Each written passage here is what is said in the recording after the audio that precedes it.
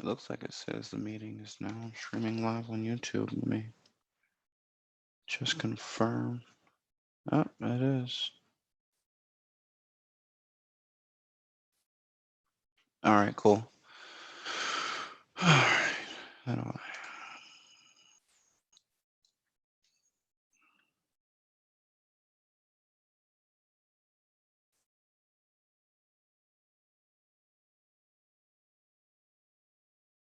All right. We are definitely live on YouTube at this point. Okay, good morning, everyone. I'm Hotep.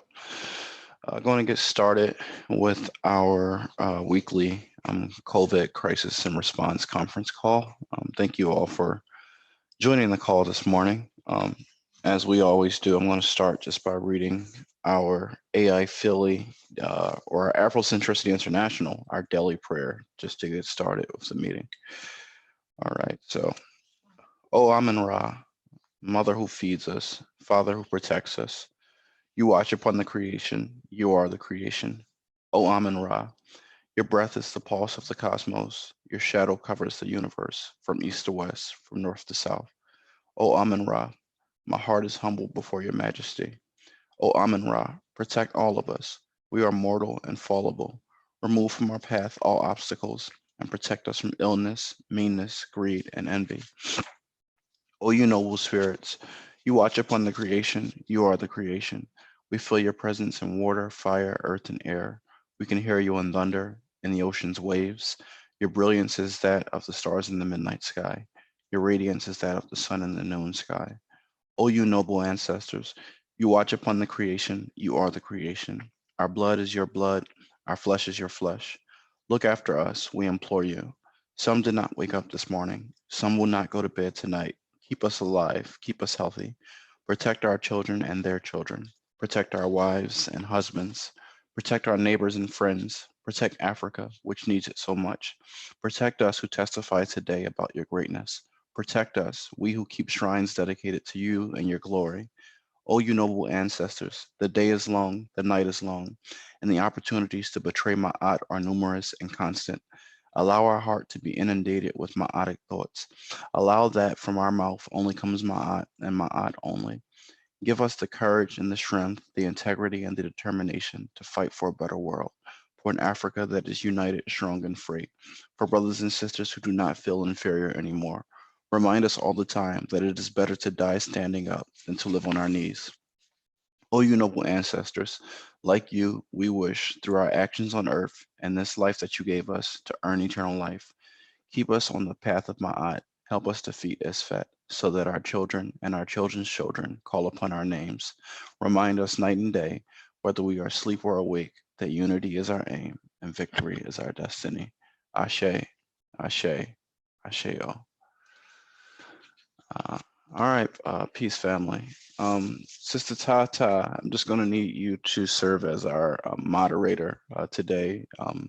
Unfortunately, we had to put the waiting room settings on this conference call, so we're going to have to admit folks in so that we can try to keep a handle on who gets in the room to prevent any infiltrators. So there is someone waiting called Garrick Foyle, but I don't know who that person is. If that name looks familiar from our listserv, Wahida, then feel free to let them in. But if they come in and they act a fool, kick them out. All right. So that being stated, again, everyone, the purpose of our weekly call here at AI Philly, the weekly crisis and response conference call, is for us to have an opportunity to check in as a community throughout the duration of this crisis. For us as a community and our members to express any health concerns so that we are all kept in the know regarding our health and our safety. If you have any essential resource concerns, such as food and or medicine, this is an opportunity for us to galvanize the community to provide that for you. And last but not least, to give any vital COVID-19 updates that are the most recent and most important to our community. So as you all know, we've put together a 5-person crisis and response team So we have Sister Keziah or Sister Kizzy who gives our weekly update related to just the macro environment as it pertains to COVID-19. Sister Tahira provides health and wellness updates. Brother Maurice will provide a safety update, and Sister Wawa will give a communications update, and I'll just give, the last update, which is just on the programming that we currently have in place around the crises. Just to kick the call off and set the tone, as always, we're seeing on the news right now and as a community how this situation is disproportionately, hitting the Black community, especially here in the U.S. And I would venture to say that it'll probably do the same throughout the rest of the world. My apologies, family. My alarm clock is still going off for some reason. We're seeing that, although, we are roughly 10% of the population here in the United States, we at this point, where the racial data is concerned, we're about 50% of those who have, succumbed to this particular virus and has lost lives as a result. So this thing is very serious, and we do have to find a way to communicate, especially to the young people in our community, the seriousness of this thing, because as young people, we are the carriers that are bringing this back to our elders. And it's, it is a really sad time and a rough time to die alone.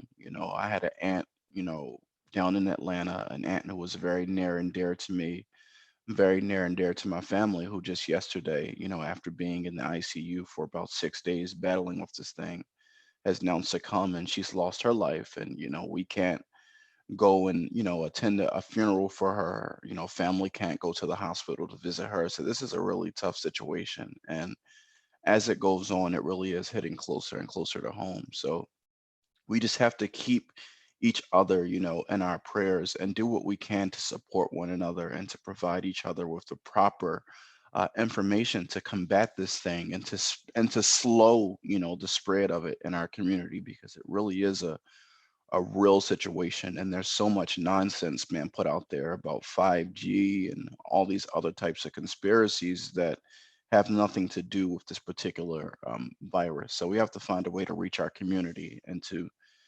galvanize them to do the work to save us and to slow the spread of this and the resulting damage. So with that being said, I'm going to mute myself, and I'm going to ask Sister Kizzy to open her line and just provide an update on, the environment related to this COVID-19 situation. Thank you. Hotep, good morning. Good Thank morning. you. First, I just wanted to thank you for what you just shared. Know that your family and yourself are in my thoughts and prayers. Um, and I really just sort of echo everything that you just spoke on regarding how we as a community are moving through and being impacted by this illness. That was sort of the bulk of the numbers that I wanted to talk about this morning. Um, so just overall, Philadelphia, well over 6,800 cases of positive for COVID-19 and around 190, a little bit more than that as of this morning, deaths. And as you stated, we've been disproportionately impacted in as much that 52% of the deaths in the city that we're now seeing are of Black and Brown communities. Um, One of the things that I wanted to really hark on, we did a preliminary survey and got some information from it over the weekend, asking specifically what are the barriers that people in the city are facing as it relates to staying at home, as it relates to complying to these things, these orders and guidelines that have been put in place. And 79% of Black people reported that the most common barrier to them being able to stay at home was having to go out to get food. And the second common most barrier was being an essential employee, being these people that we spoke about last week that have to go and work in the grocery stores or what other businesses are left open in order to keep society moving during this time. Um, so with that, I wanted to bring to the attention the program that we have in delivering food to elders who need it, and also just reiterate the preventive measures. If you have to go out and you have to get the food, wear the mask. I don't encourage wearing gloves. There's a lot of issues of cross contamination, and to wear the gloves and go out somewhere, whether it's to pick up food or other essential items, if you're not 100% conscientious of what you're doing, what you're touching, when you're touching it, and you don't have an additional pair of gloves to switch after you've left the store and you get ready to go into your car to go back home, once you touch things in the store, touch these bags with the same gloves, put the bags in your car, get in your car, touch the steering wheel with these gloves, take the gloves off, get back in the car. You've already brought whatever may have been lying in the store or wherever else back into your car, back into your home. So I continue to encourage the hand washing, sanitize if you don't have soap and water, and just continuing to be mindful and conscientious of that as we move through this thing. Yesterday, because of the weather, the city supported food and drop off sites for the school meal distributions, as well as the regular Monday and Thursday distribution was closed. I wanted to let y'all know that it is indeed open today, and you will be able to go pick up the food boxes if you need to, because you missed out on yesterday being closed due to the thunderstorms and the strong rain and heavy wind. The regular Monday, Thursday distribution schedule is going to resume on this week's Thursday on the 16th. So you'll also be able to pick up food this Thursday at whatever designated site is closest to you. That's kind of all I really had. I don't know if there are other things that people were more specifically interested in. I know last week we weren't able to give very direct and forward numbers regarding racial data. Tireless week and weekend, we have some numbers. So if people are interested in hearing more about different sections of the city, ages of the city, and what those barriers look like and what the racial distribution is, I can answer those questions at the end of the call. Sister Kizzy, last week during our call, you mentioned that the city was going to be moving to take additional precautions to slow down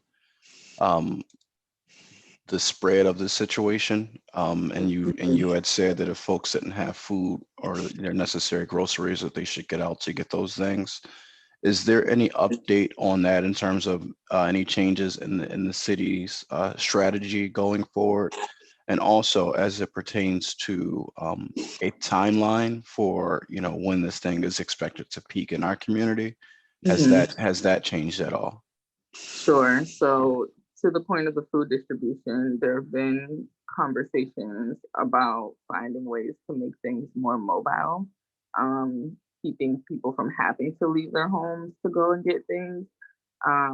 What the timeline looks like on that rollout is unbeknownst to me. I know that that's still a conversation around leadership and what resources it will require from the city in order to make that happen, and how to, schedule out distribution so that people literally would not have to do anything more than have a box be dropped off at their door or come to the end of their block instead of having to walk however many blocks or catch a train or a bus or whatever to get to where these sites are. As it relates to where we are in the peak or the curve, it looks like the city has begun to reach that point. Like, we're in that phase now. I know Dr. Farley spoke on that yesterday afternoon. But everything is very cautiously optimistic, primarily because everything changes every 24 hours. Even that is indicative of what we say each Tuesday at these meetings, at these convenings. I say one thing one week and then something drastically shifts because the strategy has to change. We have to move with this thing. I don't believe that things will be the way that we 100% had it in, let's say, November of 2019 by October of this year. There is not going to be the return to normal that I think people are anticipating. And also you have to think about the fallout, what it means in terms of an 18-month plan to get a vaccination out, who were the first people to get that vaccination, trials, all of these different things. And so really what this is a call to a shift and change in lifestyle. People are going to have to become more hygienic. People are going to have to become more aware. And I think what this has done is really highlight a lot of the fissures and breaks in the system and the way that things do and don't work for the most vulnerable, for us. So that's kind of where we are in terms of that. There is no new like significant number that says, okay, now we can start to trot down and chart out how long we think we're going to be able to roll out getting back into a sense of normalcy, opening back up businesses and things of that nature. But it's a plan. We're working on it day by day. All right, thank you so much for that update, Sister Kizzy. All right, Sister Tahira, you can unmute your mic and the floor is yours to provide your health and wellness update. What's up, everyone? Today, I want to continue our conversation discussing the importance of boosting the immune system. Yesterday, last week, I went over some general health and wellness tips in regards to the food that we consume. But today, I want to be a little bit more specific and just throw out the names of different supplements that have been known to be beneficial for the immune system. And of course, everybody's body is different. So these are things that the community can further research and, if need be, consult their healthcare provider depending on their personal situation. So I'll begin with sea moss, the Irish sea moss, and bladderwrack.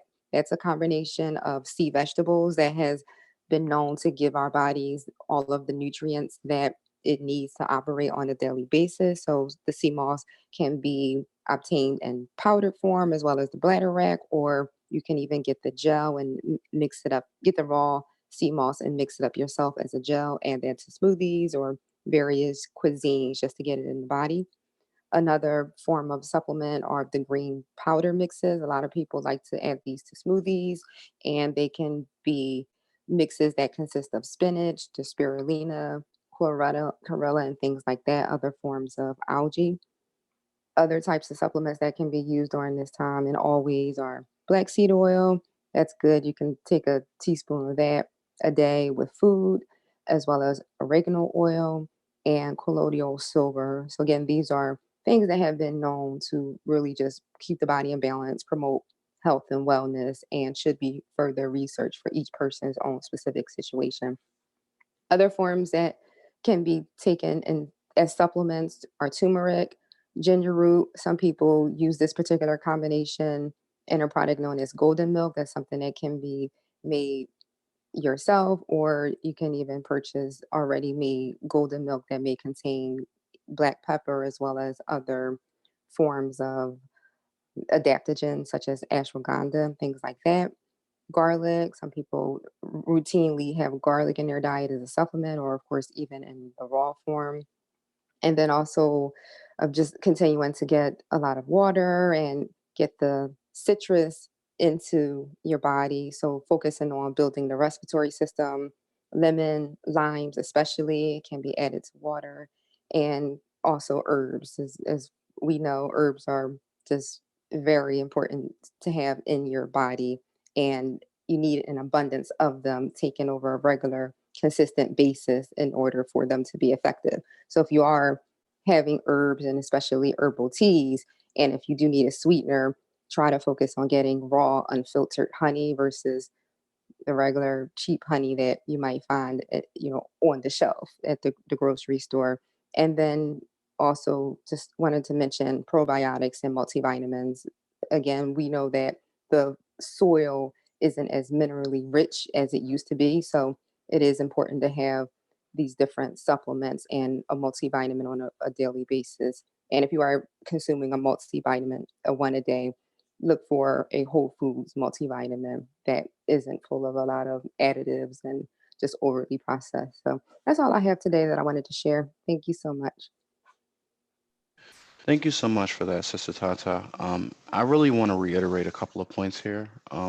As Sister Kizzy stated, that this entire crises in our community is really a call for a change in lifestyle.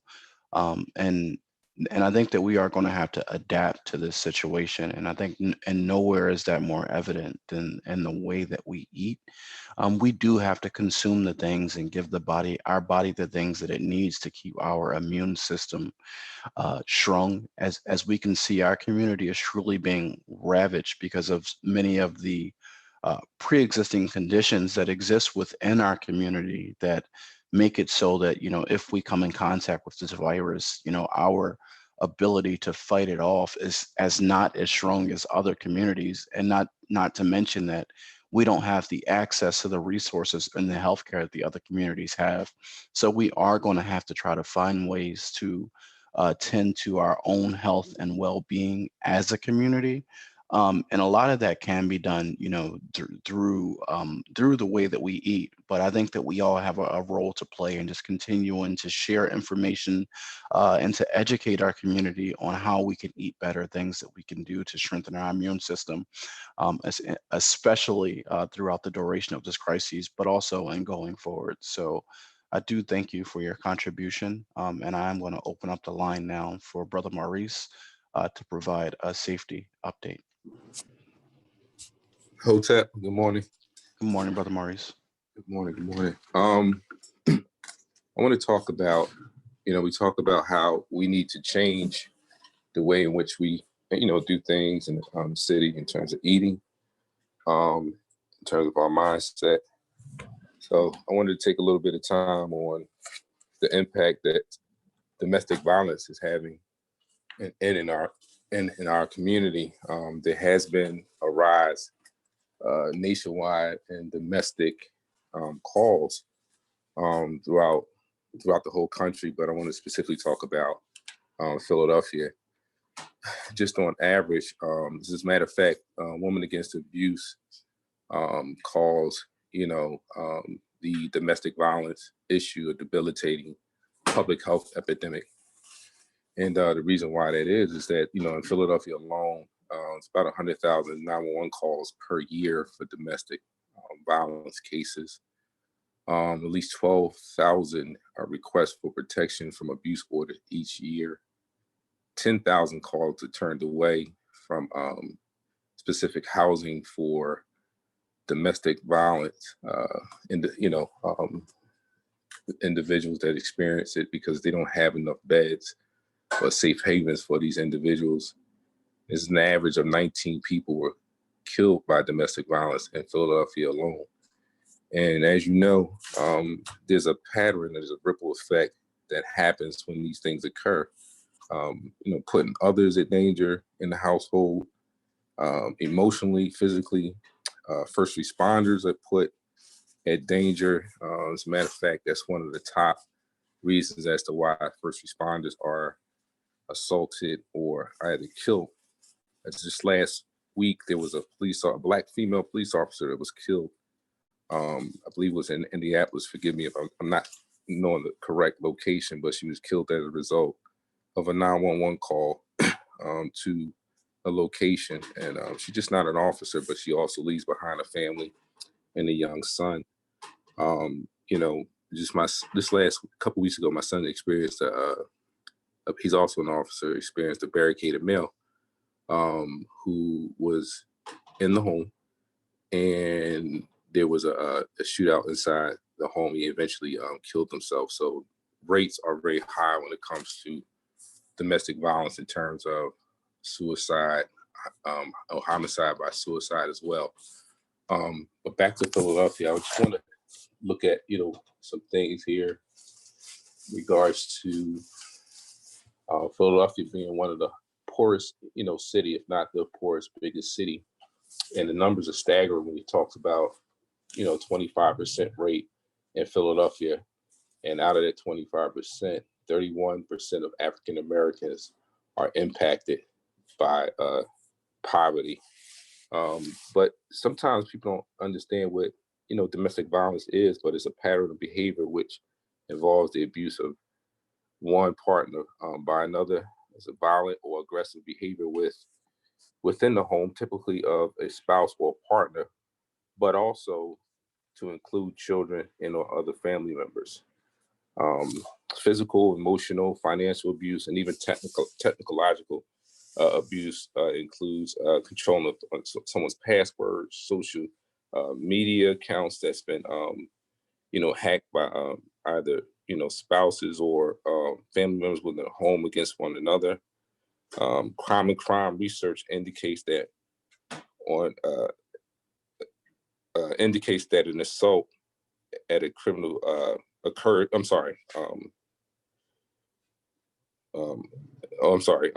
An assault within a marriage occurs 25 to 50% of all marriages. 40% of the male population may at some point become violent with their partners, and the staggering number is 70% of the batterers also abuse their children. In a time like this, since we're doing the stay-at-home orders, it's very difficult for individuals to have some space among themselves. But I want to provide some information in regards to phone numbers and other ways in which someone that is experiencing abuse could call. And the 1-800 number is 1-866-723-3014. Also, there's a number that you can call for the district in which you're in and speak to the victim assistant officer. That victim assistant officer will guide you through a number of resources that you may need that fits your situation. And to be honest, there's a lot of information that Sister Tahira had spoke about in regards to ways in which you can, just meditate. I know it's kind of tight in the house, you want to move around, but you have to really consider the impact that may happen if you cannot handle these type of situations within your home. The prisons are now a hotbed for the COVID-19. Police department had put in place to not overcrowd these places, but this type of domestic violence is something that they're not, falling back on. This is something that you will find yourself, unfortunately, incarcerated. So we want to try to keep those numbers down and not have that ripple effect as far as incarceration have an impact on this COVID-19 environment. But I do, again, emphasize that you can call your district, your local district, wherever you at, speak to the victim assistant officer where they'll provide resources for you as well. And just take care. That's all I have.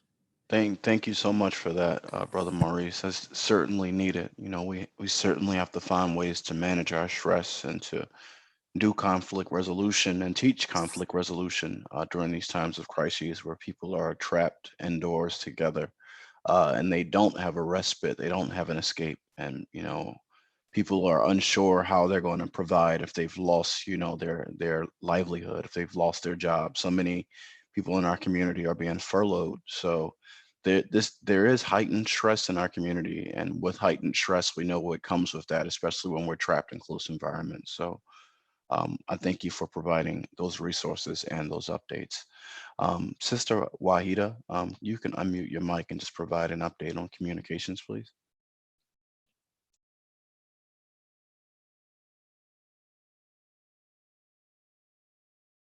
Hotep, good morning.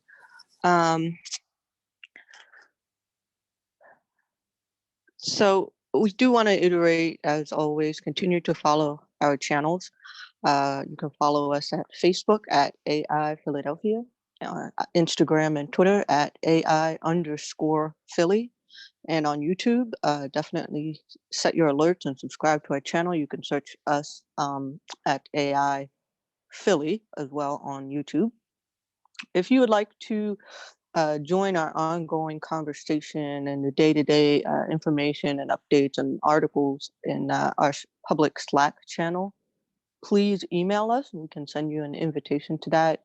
You can reach us at victory@aiphilly.org. We are continuing to curate resources, wellness and health, and more specifically, we are getting information, or we're getting requests about Afrocentric education. So we are getting sort of focusing on an initiative, hashtag homeschool now, and we are working toward getting some more information relating to Afrocentric education out there. So again, just continue to keep following us on those channels so you can receive that breadth of information and catalogs that we're curating. We do also want to let you all know our website, aiphilly.org, should be going up soon. So you can definitely keep checking back. And that will be a great resource where we will have a channel dedicated to some COVID-19 information. And again, those catalogs, which you'll be able to access there. And any questions you might have, again, contact us, victory@aiphilly.org. That's about it for now, Brother Yeah. Omawale. Yeah, also just a quick update. We just recognized over the weekend that we were having some challenges with our email address, victory@aiphilly.org. And I think it's due to the fact that we had pointed the aiphilly.org domain, we pointed it to a new server. So we're not sure if that disrupted our Gmail that it was attached to. So we're working on getting that fixed. It just was brought to our attention yesterday night. So we are working on getting that corrected. But in the interim, if you try to reach us via victory@aiphilly.org and you get an error message, you can either email me directly at omowale, I'll put my email in the chat, but it's OMOWALE dot Africa, AFRIKA dot AI at gmail.com. And I'll make sure to get back to you if you aren't able to contact us via victory@aiphilly.org. Sister Wahida, thank you so much for that update. Just last but not least, with the programming update, the Eldercare program that we have in place, we still have the partnership in place with North Philly Peace Park, where we are providing fresh produce to elders in the community once a month. So if you know an elder or you yourself are an elder and you'd like to take advantage of that care package of fresh produce, please reach out to us by email, and so we can get your name on the list and be sure you get your delivery. In addition to that, AI Philly is still looking for volunteers who are willing to assist with shopping for our elders, and also for the disabled in our community, right? Folks who may not be able to get out or be mobile. Um, so if you are willing to sign up to shop for an elder, reach out to us and let us know. Um, Aside from that, if there are any preparedness workshops or recommendations that you can think of that may be good for AI Philly to put on, shoot the ideas by us, because one thing about having institutions and organizations in the community, we really aren't of use if we aren't teaching and educating our people. So I know that this is one way that we try to provide information, it's related to this COVID situation.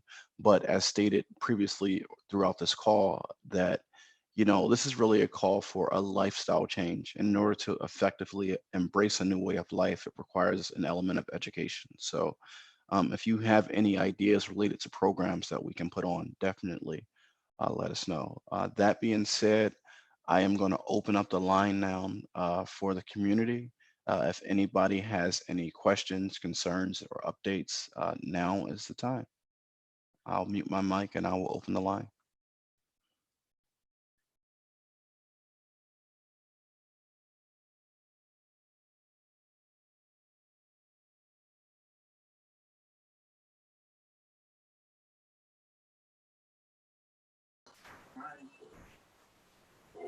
See, when it happened before, it didn't affect me because I was still working.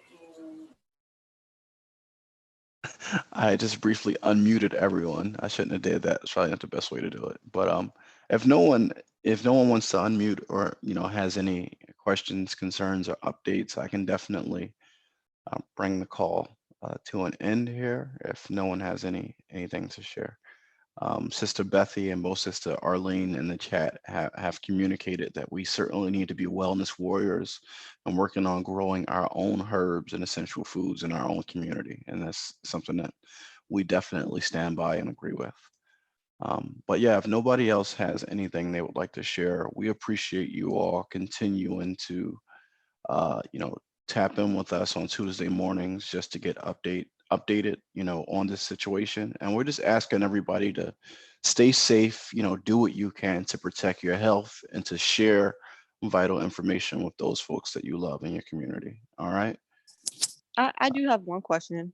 Okay. Yep. Real quick, to either Sister Kizzy or to Brother Marie, is there any initiative at all to help, like, now I understand that, the whole mask thing going back and forth, but is there anything in the city where they're like trying to provide materials for people, like especially if they have to take public transportation or things of that nature? I know that there are some articles talking about how other countries have been providing those for their citizens, and I was wondering if, in Philadelphia they're talking about anything like that.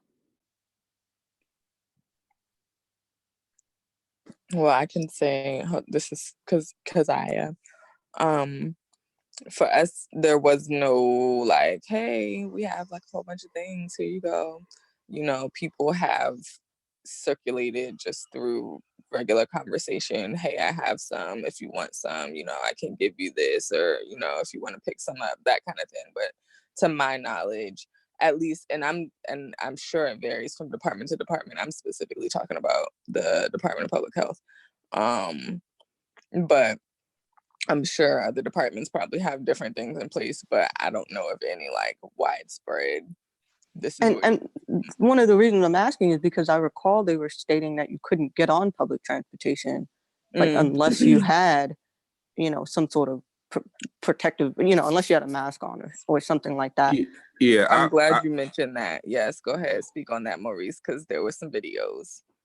Yeah, I didn't see any videos, but I did hear and I did read that they are protecting their employees by allowing individuals to onboard in the rear door. Mm-hmm. And onboarding fare is supposed to be suspended. I have not seen that. Every time I'm out, I see individuals still boarding the bus in the front. But that's pretty much all I have. I don't know. They are trying to iron that out, but I don't. Yeah, there was somebody assaulted downtown by the police who they weren't wearing masks while they were on the SEPTA bus, and they were assaulted as a result. So it's unclear. I don't think the city has given a statement on it yet, but it's unclear as to if people are required to wear a mask or if it's a recommendation based upon safety guidelines. And I think that the challenge we're having is the whole stigma just around like, whether or not someone has it, everybody is on edge, right? So the policing of this thing now, like we're seeing in China, the way that, the racist undertones that are coming out where they are directly being racist and turning away Black people in places like China, but also as our community is being devastated and ravaged with this issue, the policing of it is starting to look a little bit different, and I think it should be concerning to all of us. But and Brother Omawali, to that point, this is exactly why initially when we had the call, I was very specific on, how to take a report and how to take a report, because I knew this type of thing was coming down the line in terms of policing towards, the Black community. So, just to kind of reiterate that, it's very important that you take these, calls very serious, but also you still should have some level of control during that call and, collecting information yourself as an individual calling the police in the first place. Yeah. Wahida, pertaining to masks, though, what I will say, in the hospitals, the initial guidance that went out at the very beginning of this, where there were PPE shortages, they were literally telling nurses to put on a bandana as a last resort. So I don't see why that would be, I don't think that it would be any different from the public, like Right. as a last resort, like put anything over your face. Be mindful though, like perception, like walking into a bank with a bandana on your face, as a Black person can likely make yourself a target. So just be careful, just be mindful is what I would say. in terms of And, what you use to cover your faces. That's all. and That's all that I would say. and the other question I have, I'm not sure about, in your immediate locale or neighborhoods, but where can we even purchase masks at this point? Mm. Because, you know, I've actually went out to go to a few different places, and I'm literally putting myself technically at risk just to go find masks to put on for when I go out. You Well, know what I mean? construction grade mask and N95, like I'm they're looking for at the least yeah. surgical masks. Yeah, I'm saying the supply for those types of masks are like you can go try to purchase one online and it'll tell you you'll get it delivered in August, right? So what most Mm. people are doing it is being creative and finding some fabric and creating their own. So unless you know someone who purchased, a bulk supply, then it's difficult to get them right now. Right. And so that leads back to the same point. Like, what is the public doing? We have to be mindful of that. What are the officials doing to create access to people for this type of thing, especially when it's a growing concern? And I think the medical community at this point, like you said, at first there was a particular sort of directive where, they didn't want the public to be wasting any resources for the front line. But now the directive mostly is saying that we should all be covering, at least creating a barrier in some form or fashion. And I think that the government should have been making a better effort to provide that for people, especially when you can't even access things at this point. And I think exactly what you said in terms of perception, walking to a bank, we have to be careful in so many different ways as Black people that, it's a lot to think about, but we should be pragmatic in our approach. Let me unmute Sister Lydia really quick. Sister Lydia, your line is unmuted. Hi, good morning. Wahida, to your question about the mask, I know a lot of people on Instagram are doing like the fabric masks. Some of them have like the surgical mask inside of them, but also there's this company that is selling them. It's called Kingdom of Mel. They're doing surgical masks. Some of them are like pricey, but they understand some people don't have access to it, and they have masks that they're selling online. And a lot of them are people that I've patronized before. So you can just search Instagram and there's quite a few people who are selling masks.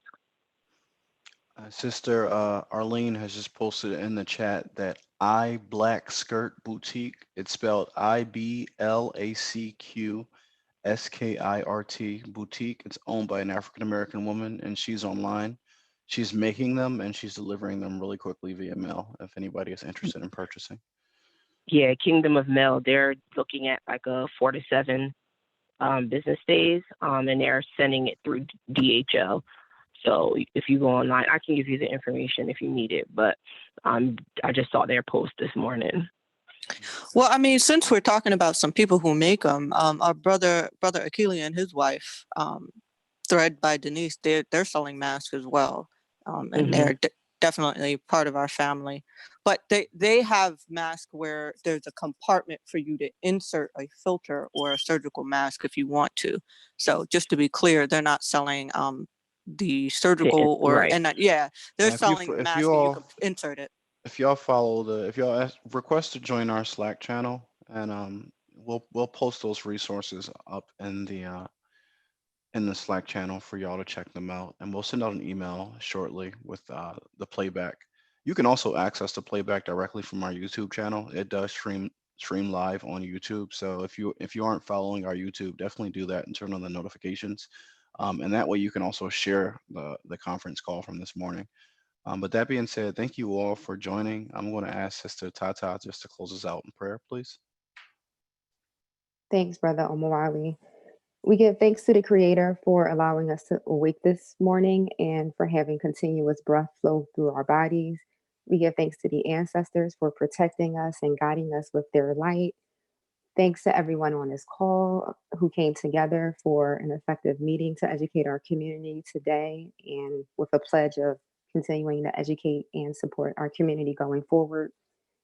I wish everyone a productive day. May everyone walk fiercely with a sense of purpose and overcome any struggles or obstacles that you may be enduring.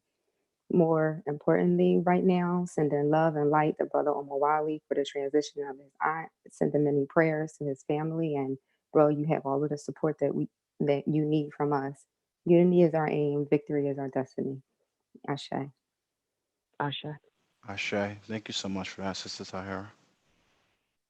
All right, peace to everyone. Thank you all for joining. Peace.